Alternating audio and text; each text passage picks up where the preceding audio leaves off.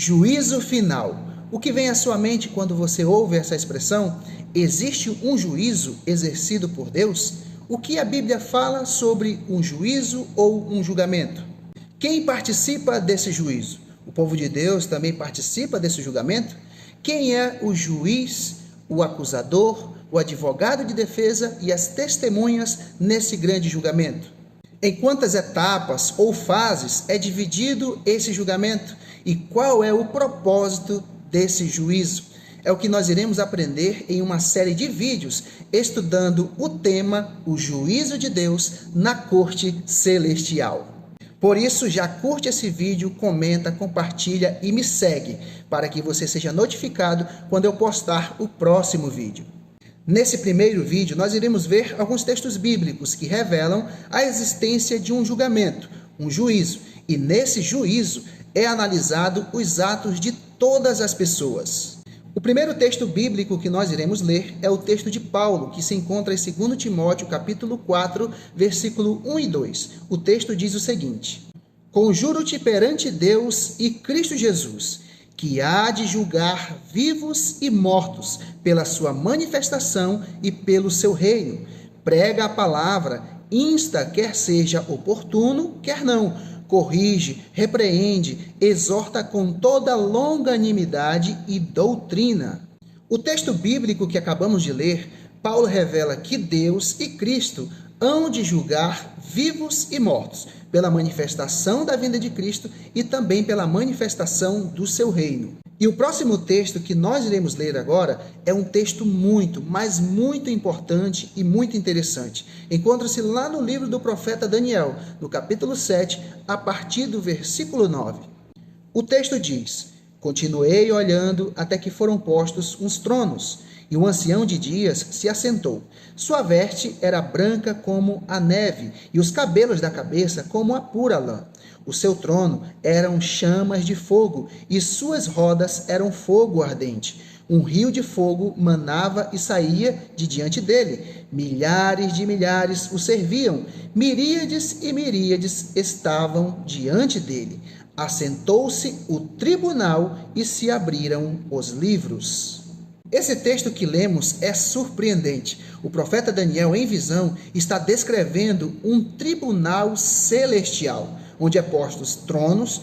Deus está assentado no seu trono, ao redor milhares e milhares de seres celestiais. E um detalhe interessante, diz que abriram-se os livros e assentou-se o tribunal. O que isso significa? Significa que nesse tribunal celestial contém livros. E se contém livros, contém registros. E a pergunta é: que registros são esses? Para responder então a essa pergunta, eu convido você para ler comigo Apocalipse capítulo 20, a partir do versículo 11. Vi um grande trono branco, e aquele que nele se assenta, de cuja presença fugiram a terra e o céu, e não se achou lugar para eles. Vi também os mortos, os grandes, os pequenos, postos em pé diante do trono. Então se abriram livros. Ainda outro livro, o livro da vida, foi aberto, e os mortos foram julgados segundo as suas obras, conforme o que se achava escrito nos livros. Bom, de acordo com os textos bíblicos que acabamos de ler, podemos concluir então que existe sim um juízo, um julgamento, um tribunal na corte celestial.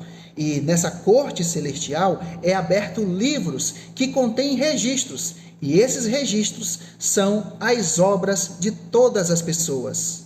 Ou seja, nesse juízo, julgamento ou tribunal, são registrados todos os nossos atos, sejam eles bons ou ruins. Acompanhe comigo o que diz Eclesiastes capítulo 12, versículo 13 e 14. De tudo o que se tem ouvido, a suma é: teme a Deus e guarda os seus mandamentos, porque isto é o dever de todo homem. Porque Deus há de trazer a juízo todas as obras, até as que estão escondidas, quer sejam boas, quer sejam más. Que texto surpreendente, não é? E você deve saber também que todo juízo ou julgamento em um tribunal, ele por si só é investigativo, não é? porque ali são analisados os fatos, os registros, tudo é analisado e investigado. E o texto que acabamos de ler diz que Deus trará a juízo todas as obras, até aquelas que estão ocultas nas intenções dos corações dos homens. Mas nós sabemos também que Deus é onisciente, Ele sabe de todas as coisas, nada lhe está oculto. E aí fica a pergunta, por que no tribunal celestial contém livros e nesses livros contém registros das nossas obras? Seriam então esses livros e esses registros para o benefício de Deus?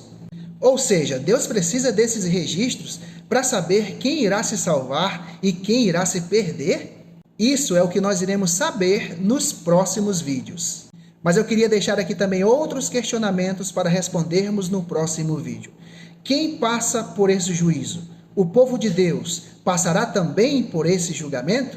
É o que nós iremos ver no próximo vídeo. Não perca e que Deus te abençoe.